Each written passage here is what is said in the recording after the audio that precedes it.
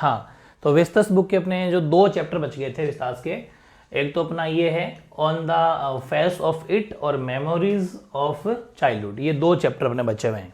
इसके बाद में आज ये बुक अपनी कंप्लीट हो जाएगी।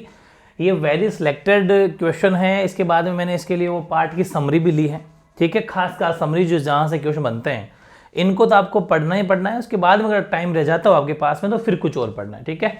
इसके बाद में अपन लाइव टेस्ट भी इसका लेंगे और जो अपनी फ्लेमिंगो बुक बच रही है उसका फिर अपन स्टार्ट कर देंगे, ठीक है ना। आप बस डेली पढ़ते जाओ। इसमें मैंने चैप्टर की समरी भी है, पूरे पार्ट का निचोड़ उसके अंदर है, और इंपॉर्टेंट शॉर्ट और लॉन्ग दोनों टाइप के क्वेश्चन इस चैप्टर के अंदर इस कैप्सूल में है, ठीक है। चैप्टर वैसे नंबरिंग के हिसाब से 5वां छठा हो गया नए कोर्स के हिसाब से, वैसे मैंने चैप्टर का नाम भी यहाँ पर लिख दिया है, ठीक है ना, विस्तास बुक। आगे देखते हैं अपन इसका थोड़ा सा जो स्टार्टिंग का चैप्टर है 5वां, उसकी थ्योरी समरी मतलब वो ये है कि ये एक नाटक है जो एक वृद्ध व्यक्ति और एक किशोर वय लड़का, जो जवान लड़का है, उसके बीच मित्रता के बंधन का वर्णन करता है। डेरी नाम का एक लड़का श्रीमान लेम्ब के बाग में प्रवेश करता है और श्रीमान लेम्ब जो है उसे देख, लेम्ब है वैसे तो, श्रीमान लेम्ब उसे देखकर प्रसन्नता अभिव्यक्त करते हैं, मतलब बड़े खुश होते हैं। और डेरी का चेहरा, एक्चुअली डेरी नाम का जो लड़का है उसका चेहरा जो है वो जला हुआ है, ठीक है, और इसलिए वह लोगों के साथ से बचता है। भाई लोग हैं ऐसी सोच की, खूब सारे समाज में लोग होते हैं जो चिढ़ाने का काम करते हैं या फिर डिफरेंट ऐसी संकीर्ण मेंटलिटी उनकी होती है जो ऐसे भाव से देखते हैं, इसलिए वो बचता है वो कि लोग मुझे चिढ़ाएंगे। लेकिन श्रीमान लैम्ब उसे प्रोत्साहित करते हैं, मोटिवेट करते हैं कि तू कम नहीं है किसी से, ऐसा वगैरह वगैरह, और वह जीवन से और लोगों से प्रेम करें। उनकी स्वयं की एक टांग टिन की है और वह डेरी को विश्वास दिलाते हैं कि उन्हें लोगों का साथ पसंद है। डेरी को उनका साथ पसंद आता है, वह अपने घर वापस आ जाता है और श्रीमान लैम्ब के साथ उठने बैठने की इच्छा व्यक्त करता है। उसकी माँ इससे सहमत नहीं होती है, ठीक है, परंतु फिर भी श्रीमान लैम्ब जो है उसके बाग में वापस आता है। वहां वह श्रीमान लैम्ब को पेड़ों से सेब तोड़ने का प्रयास में जमीन पर गिरा हुआ पाता है। वह रोने लगता है, वह है, ठीक है ना, वह रोने लगता है। हम श्रीमान लैम्ब से उसका जुड़ाव देखकर द्रवित हो जाते हैं, जिन्होंने उसे, मतलब डेरी को, स्वयं से प्रेम करने की प्रेरणा जो है दी बेसिकली, ठीक है। ये वेरी इंपॉर्टेंट थ्योरी सी है, इससे काफ़ी चीज़ आपको समझ में आ गई होगी। बाकी इसके सिलेक्टेड कुछ क्वेश्चन है जो आपको देखना चाहिए, जहां से जो आने के पूरे चांस है। जैसे कि पहला क्वेश्चन है कि Y does dairy enter mister lamb garden, ठीक है ना, ये आंसर तो कह रहे हैं टाइपिंग एरर आ गया है, ठीक है।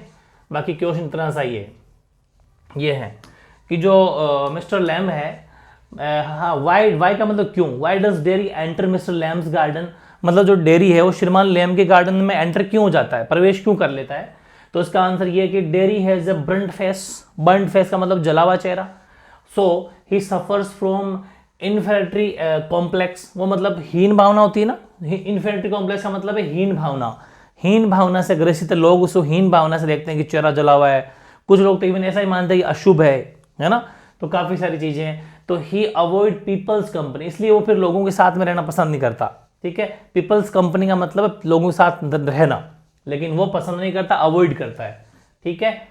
He thinks the garden is lonely plus, वो ये सोचता है कि जो गार्डन बगीचा ये बिल्कुल अकेला शांत है, लॉनली है। सो ही एंटर्स देयर, इसलिए वहां पर वो एंटर हो गया, ठीक है।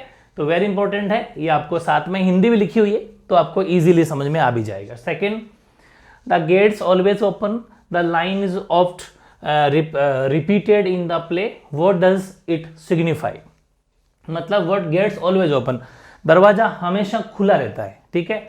और एक लाइन लिखी हुई है, पंक्ति लिखी हुई है कि पंक्ति नाटक में कई बार आई है, ये वाली ये जो पंक्ति नाटक में इस पूरी कहानी में बहुत बार आई है। तो व्हाट डज इट सिग्निफाई, तो ये मतलब ये जो लाइन बार बार आ रही है किसका संकेत कर रही है, किसकी ओर इशारा कर रही है ना, इसका क्या मीनिंग है। तो बाय सेइंग दिस ये कहना चाहती है कि he means that people are always welcome to his place, है ना, ये कहते हैं कि उनका अभिप्राय, ये मतलब है लोगों का उनकी यहाँ हमेशा स्वागत है, ऑलवेज स्वागत, वेलकम।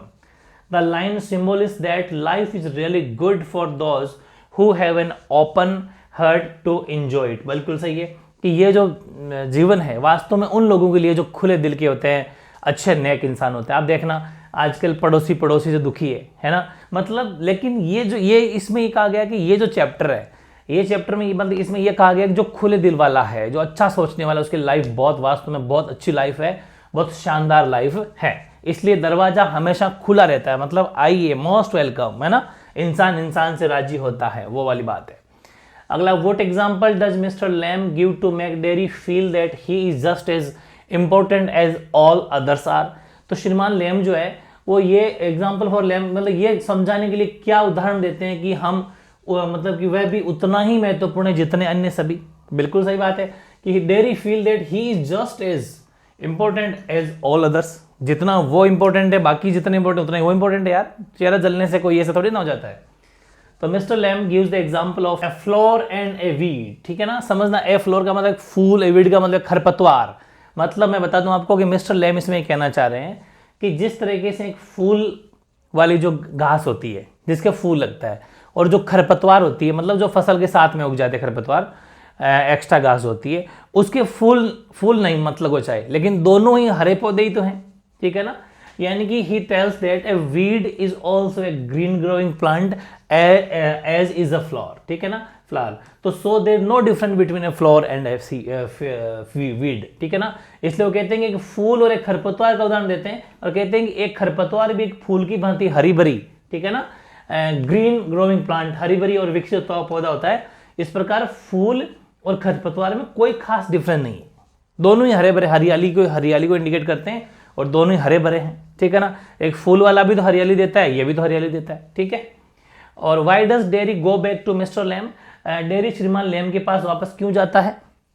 तो Derry finds mister Lamb's talk motivating, बिल्कुल वो इसे ऐसा लगता है कि वो मुझे मोटिवेट करते हैं, इसलिए वापस जाता है। He learns from him to overcome his sense of inferiority, वही चाहता है कि मतलब उनसे जो अपनी हीन भावना जो लोगों में है वो उनसे मतलब कैसे लड़ा जाए, कैसे आगे सीखा जाए, वो उनके पास में इसलिए सीखने जाता है।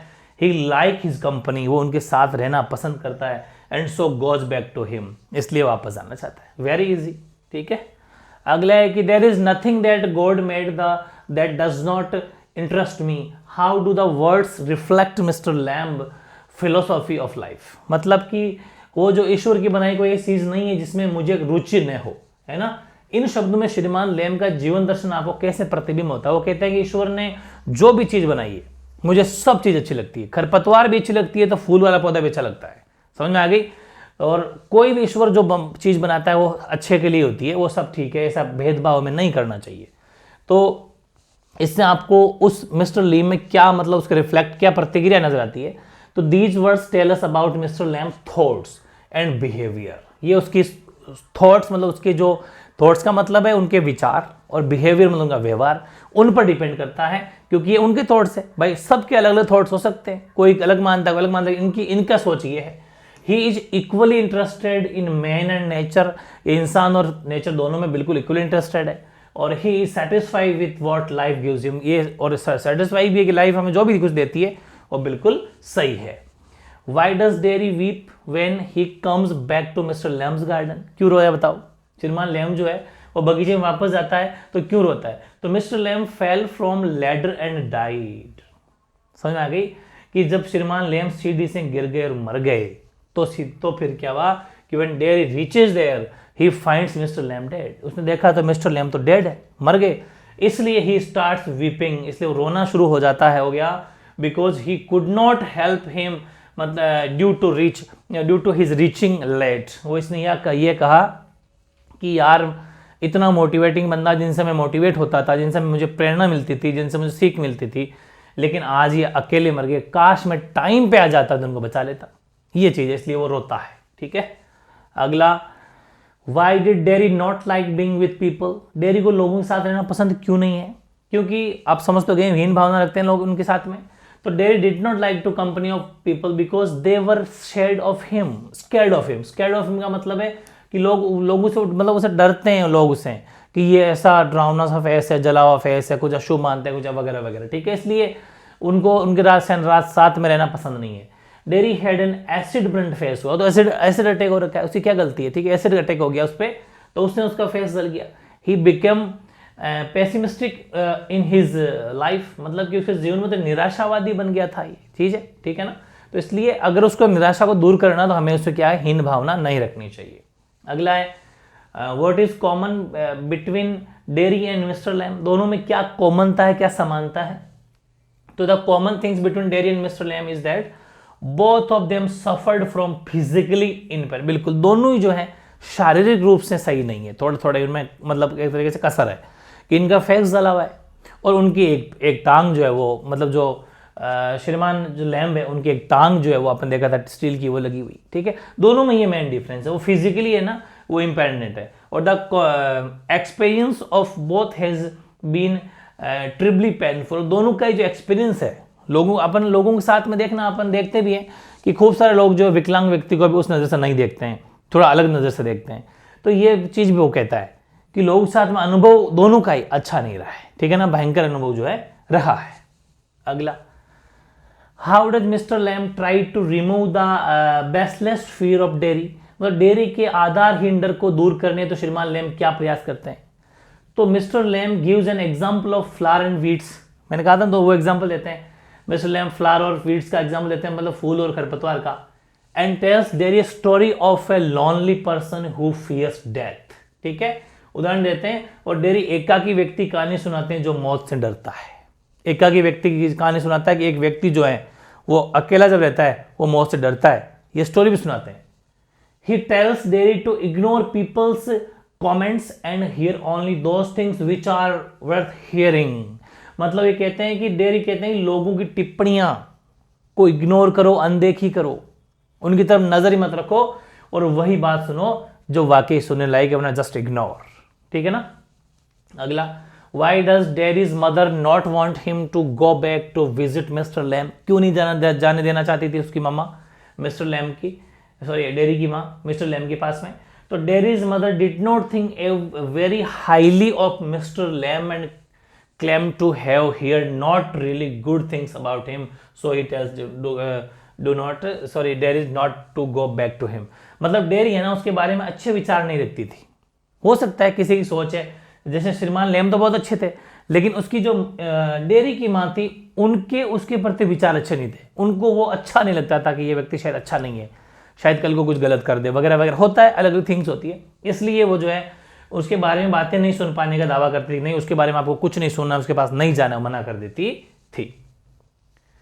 Give a character sketch, very important है, ये अपने लॉन्ग क्वेश्चन आ सकता है। मतलब कि जो मिस्टर श्रीमान लैम है उसका कैरेक्टर स्केच आपको लिखना है, श्रीमान लैम का चरित्र चित्रण अपन को लिखना है। तो mister Lamb is the hero of the play on the face of it, बिल्कुल इसका रियल हीरो है, मतलब इस पूरी कहानी के नायक है, no doubt.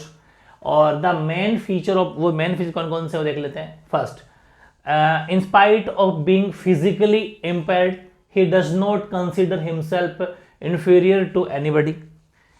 One of his legs is made of tin but he lets on a normal life, no doubt, बिल्कुल सही है कि ये जो एक्चुअली हैं इनकी एक बात है कि ये फिजिकली जो प्रॉपर सही नहीं है, शारीरिक सही नहीं है, इनकी एक टांग जो है वो टिन या जिसको अपने हिंदी में तांबा बोलते हैं उसकी बनी हुई है ना, एक बनी, परंतु वे एक सामान्य जीवन जीते हैं, but he leads a normal life, फिर भी वो एक नॉर्मल लाइफ जीते हैं, मतलब मन में कभी नहीं लगता कि मेरे एक पैर है, एक तो ये खास बात।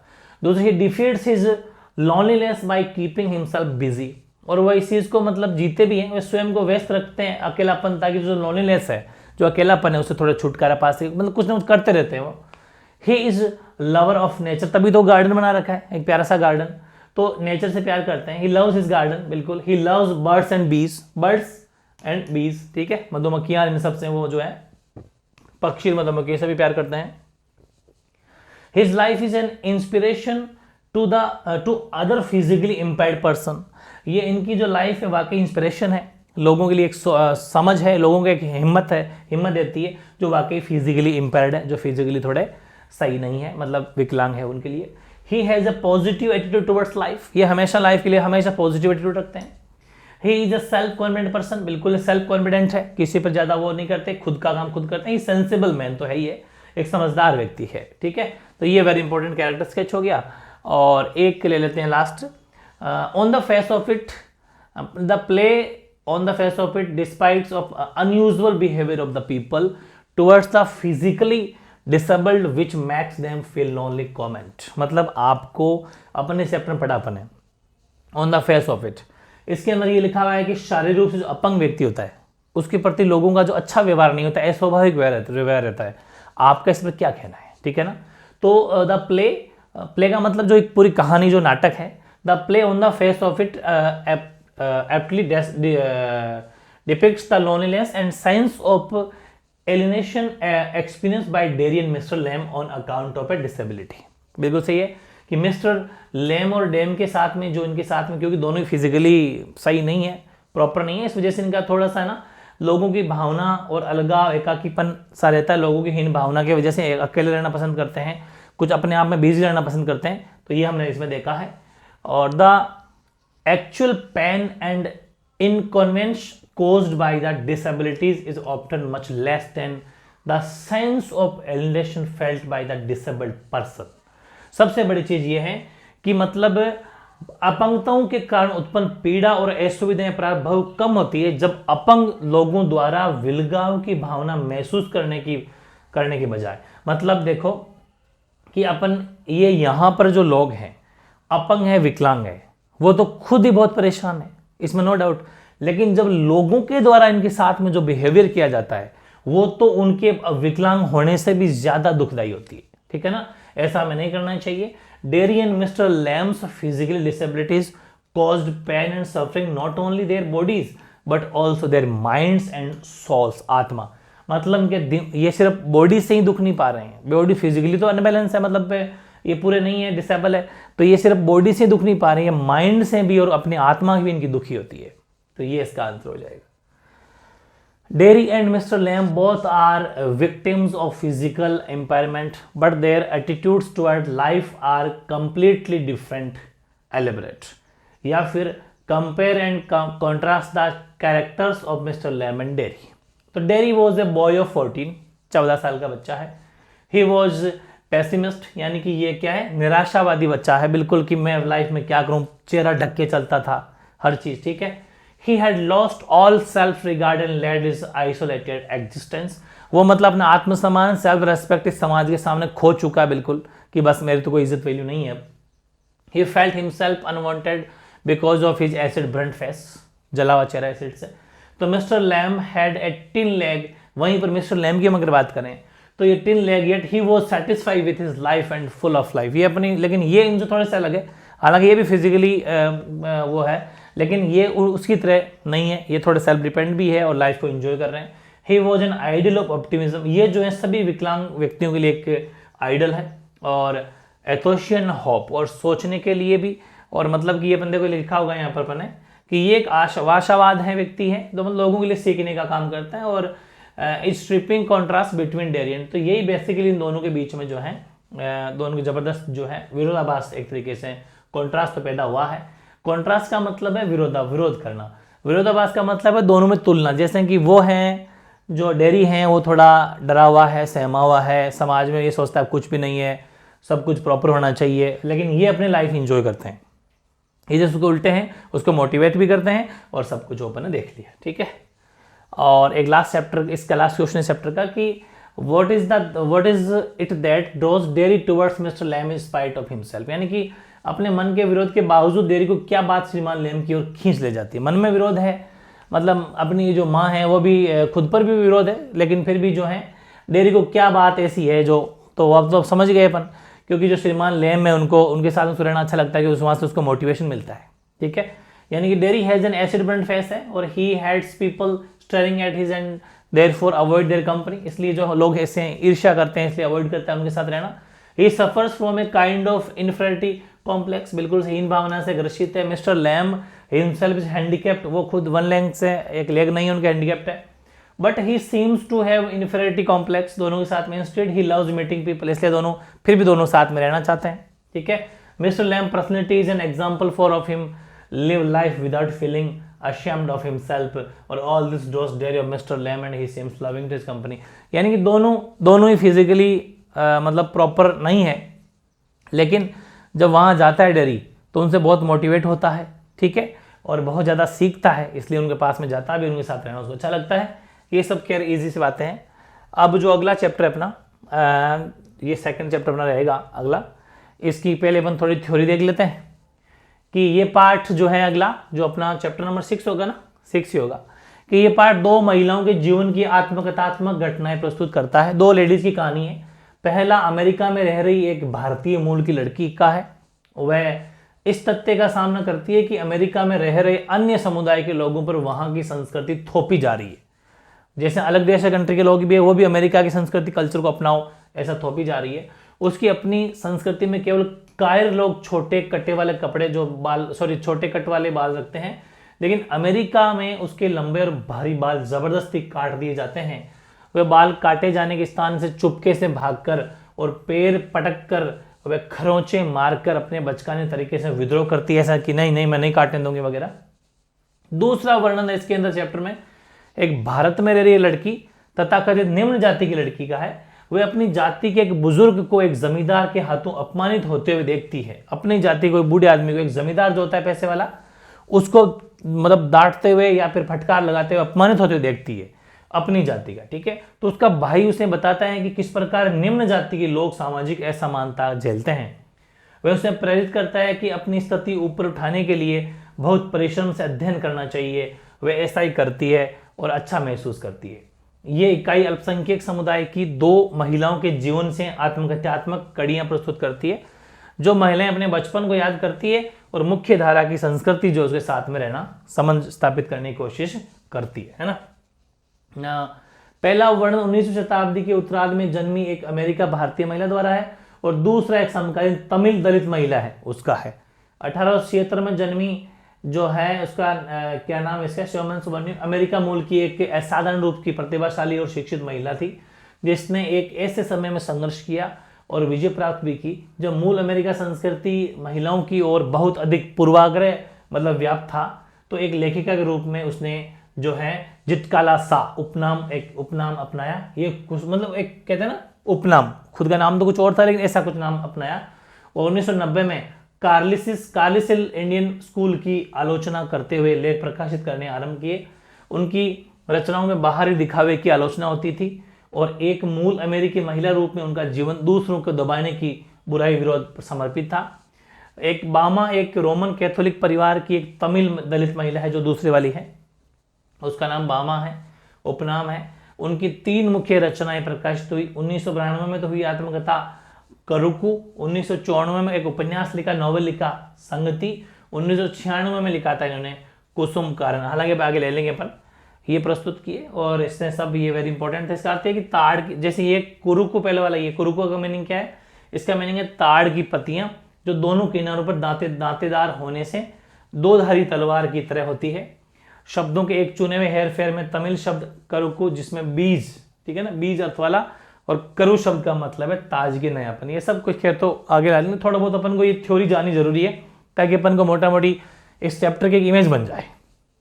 ठीक है, फिर क्वेश्चन आंसर है सिलेक्टेड जो अपन को उसमें से हो जाएगा। पहला क्वेश्चन वेरी इंपॉर्टेंट है कि इन what way did Zitkala Sa try to save her long hair. अपने लंबे बालों को बचाने के लिए जो जितकाला सा है, जितकाला सा ने मतलब क्या एफर्ट्स, क्या प्रयास किए। तो Zitkala Sa wanted to save her long hair, वो नहीं कटवाना चाहती थी, बचाना चाहती थी। She slipped away from the place where the other girls were getting their hair cut. वे चुपके से उस स्थान से चली गई जहां अन्य लड़कियों के बाल काटे जा रहे थे। She hid herself in a dark room, वो एक अंधेरे कमरे में छुप गई। ठीक है, ऐसे करके अपने बाल उसने बचा लिए।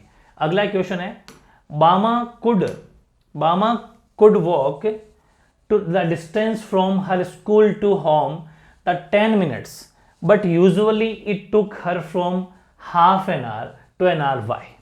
तो मतलब बामा अपने स्कूल के घर की दूरी पैदल चलकर 10 मिनट में तय कर सकती थी, पर अक्सर उसे आधे से 1 घंटा क्यों लग जाता था। Very important question.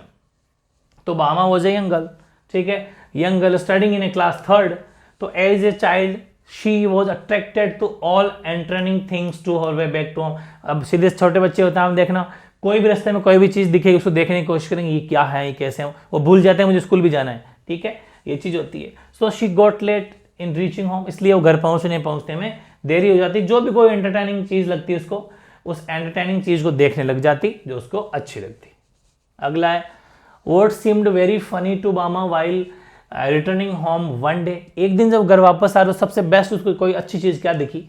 तो या फिर ये आ सकता है कि why did Bama feel that the elderly man's behaviour was funny. कौन सा मतलब उनको बुजुर्ग व्यक्ति का व्यवहार जो मजेदार या फनी क्यों लगा?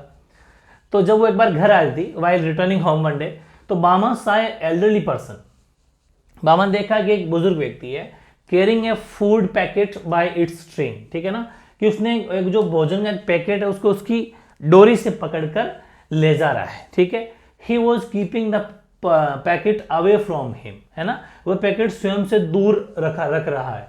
This way of holding the packet seemed very funny, इसलिए उसको जो बामा को है ना, वो जो उसको पैकेट को ऐसे ले जाते देखा जब उसने, तो उसको वेरी फनी लगा, ये वाला। फिर अगला है, why was Bama's elder brother not amused at the incident told by her, है ना, बामा का जो बड़ा भाई था एल्डर ब्रदर, उसके द्वारा सुनाई घटना से प्रसन्न क्यों नहीं हुआ? जब उसने ये घटना सुनी तो खुश क्यों नहीं हुआ? तो देखो, her brother told her that he did so to avoid touching the packet, ठीक है, thinking about the evil of untouchability he was not amused. यानी कि उसके भाई ने उसे बताया कि उस व्यक्ति ने उस पॉकेट को छूने से बचने के लिए ऐसा किया था। अस्पृश्यता, अनटचेबिलिटी की बुराई के बारे में सोचकर ये प्रसन्न नहीं हुआ कि नहीं यार, ये जो इसने पॉकेट को छुआ तक नहीं, ऐसे रस्सी से बांध दिया, ये तक अनटचेबिलिटी की ओर संकेत कर रहा है, जो कि मुझे अच्छा नहीं लग रहा, प्रसन्न नहीं हुआ उस बात से, ठीक है ना, ये चीज है।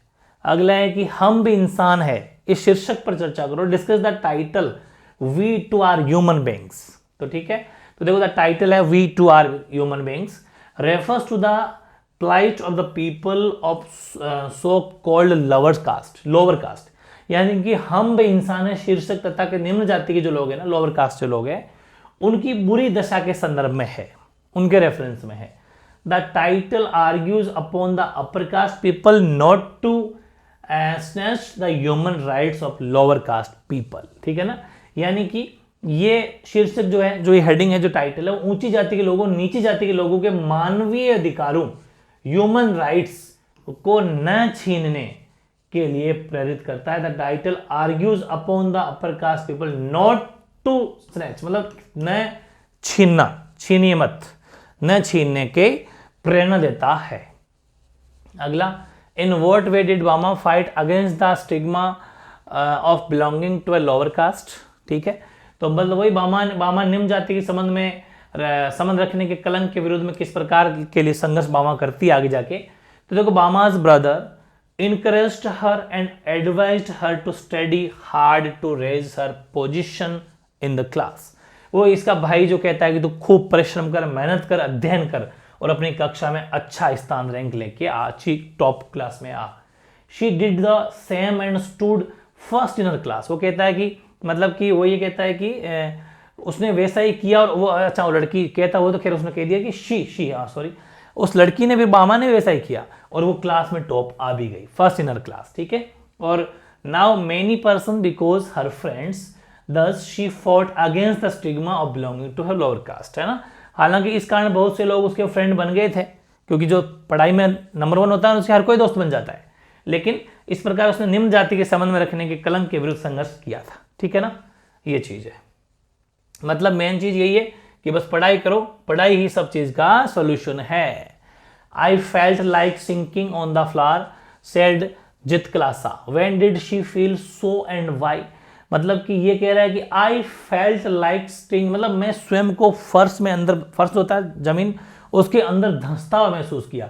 जित क्लासा ने ऐसा क्यों कहा, ऐसा उसको क्यों महसूस, ऐसा क्यों उसने फील किया। तो she was made to wear a body clinging dress in her school in America, है ना, जो शरीर की चिपकती ड्रेस होती है ना, बिल्कुल चिपकी हुई, तो अमेरिका के स्कूल में उसे शरीर से चिपकती हुई ड्रेस पहननी पड़ी थी, ठीक है। तब उसे बहुत असहाय महसूस हुआ, जैसे कि धरती में छुप जाऊं मैं, ठीक है ना, ऐसा उसे लगा। So when she was walking to the dining hall, जब उसे चल रही थी, तो she felt like sinking to floor with shame at all the unfamiliar way of dressing. जो उसको अच्छी ड्रेस नहीं लगी, एक अच्छी अनफेमिलियर ड्रेस लगी, और ऐसा लगा जैसे मतलब मैं अंदर धंस जाऊं, जैसे अपन कभी कभी कोई चीज अच्छी नहीं लगती, अपन जब सोचते हैं कि यार ये ना दिखे तो बढ़िया है, वो वाली चीज है। और last question, describe the scene at the threshing floor observed by Bama on her way back from school. मतलब स्कूल से वापस आते समय बामा के देखे कि फसल गहने के स्थान पर दृश्य का जो वर्णन करो कि Bama saw an elder for her community serving वेदेस, है ना, वेदेस जिसे बोलते हैं अपन, to landlord without touching them at the threshing floor. और दिस मतलब कि जो फसल गहाने के स्थान पर मामा ने अपने समाज के एक वृद्ध को देखा जो जमींदार को बधाइयां बिना छुए परोस रहा है, बिना टच करे परोस रहा है, खाने की चीज है ये। तो ये दृश्य उसे मजेदार लगा, ये दृश्य उसने देखा। तो ये चीजें हैं भाई, वेरी इंटरेस्टिंग। छोटा सा दोनों चैप्टर, छोटे छोटे चैप्टर तो हमने कंप्लीट कर लिए हैं। मेरे हिसाब से कोई डाउट रहा नहीं होगा। जो ये अपनी विस्तार जो बुक है वो आज अपनी कंप्लीट हो गई है। इतना सब आप पढ़ लेते हैं तो मेरे हिसाब से लगभग पेपर आपको यहाँ से मिल जाएगा। फिर टाइम मिलता है तो फिर और क्वेश्चन भी देख सकते हो, लेकिन पहले इनको देखना है, उसके बाद कुछ और। उसके बाद में अब अपन जल्दी फ्लेमिंगो जो बुक है अपनी वो भी स्टार्ट कर देंगे। ठीक है।